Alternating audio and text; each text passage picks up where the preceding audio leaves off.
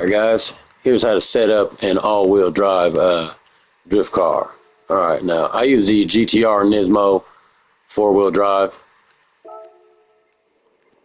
Pretty high power vehicle already.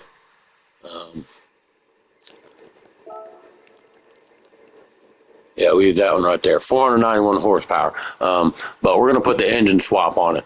So after you buy this car, don't put no performance parts on it, guys, because if you do the engine swap, you have to buy them all over again.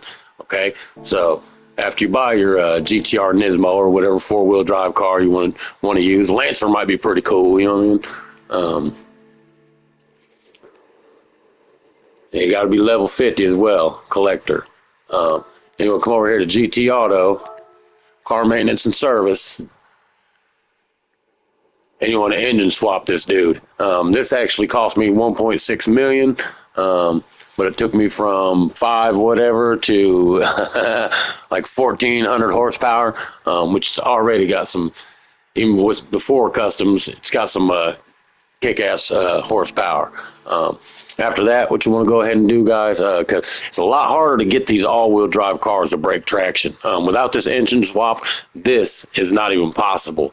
And actually, there's a specific way you need to put your tires on here too, because of how it pulls the car. You know what I mean? If you put the Comfort Soft on the front, it pulls the car forward too much while you're in a drift. You know what I mean? Making it to where it wants to take wide turns instead of sharp turns, you know what I mean? So me personally, I put the racing hards on the front so it has a lot less grip, you know what I mean, a lot more spin. All right, so next, you're going here to tuning shop. Then you're gonna add all the goods you can. Now, if you're level 50, you should have all these. So you want that ultra high RPM turbocharger, guys, the fully customized transmission, the steering angle adapters, yeah, the intercooler, racing muffler, some racing brakes, the racing clutch, fully customizable transmission, racing hard and Comfort Soft tires, and just pretty much look through here and put everything on your car you can.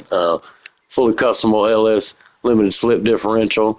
I haven't put the customizable suspension on it yet. As you can see, my credits have been depleted. Fully customizable computer, throw that on there.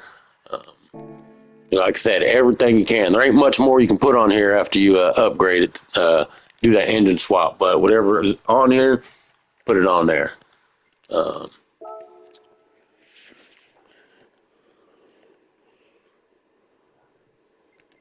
Next, find us a little drift track to play on. I like this one. Simple little course. All right, now you can change your suspension and whatever, but for starters, you can just do this, guys. You know, you don't got to camber your wheels or nothing, and it'll still control pretty well. Going here to your car settings. All right, now your front tires, like I said, you want racing hard.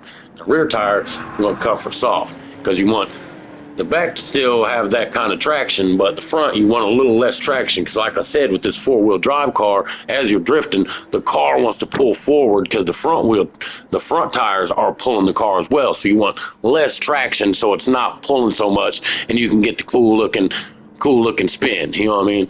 Like anybody's familiar with Ken Block knows that he was master at that all-wheel drive drifting. The Hoonigan Mustang, super awesome. Go back into the car settings. Go to your fully customizable racing transmission. Go here and drop it all the way down to 2.00. You want all acceleration. You're going to need it with an all-wheel drive car. All right, now assist settings. Make sure your traction control is set all the way to 0. And we are ready to all-wheel drive drift. Now, I'm telling you guys, it's going to take some getting used to.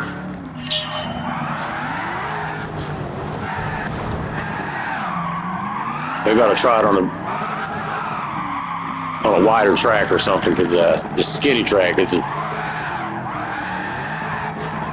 this thing will bend. I mean, you can almost get it to completely sideways and pull it all the way back out around the corner. It looks pretty cool.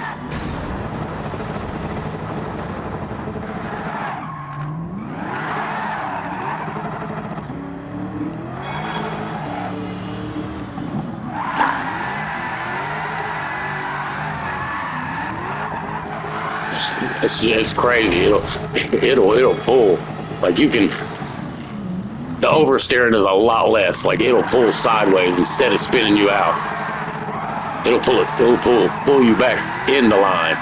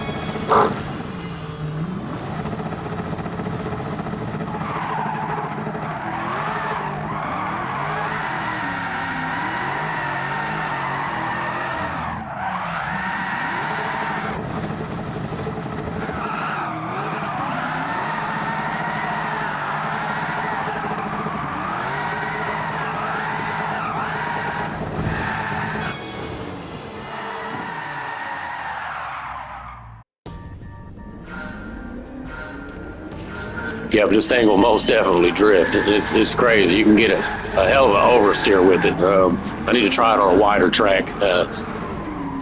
This tight track just it wants to go wide. You know what I mean? Either wide or like an extreme hairpin. You can do crazy hairpins and flip it right back. It just works so well.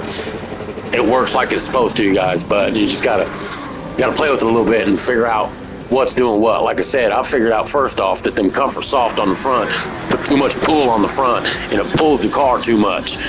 And you'll keep going straight. Like it still tries to pull too much, even with the racing hard. You kind of got to feather that gas on these tight courses. But this thing will unleash on a wide turn. I'm ready to try it on other courses.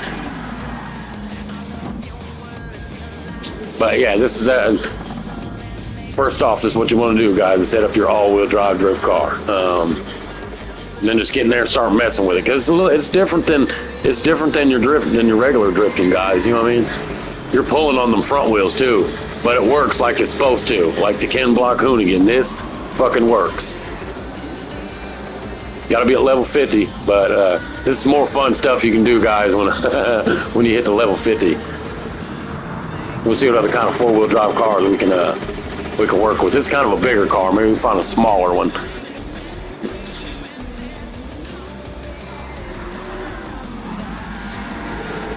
You see how you can just over-rotate it like that? That is crazy, like the Ken Block Hoonigan. You can bring the ass in all the way around to where, like, to past over-correction status and pull it back because them front-wheel drive tires are pulling it. But it totally works, guys. Give it a try. I'm gonna mess with it a little while and master it too.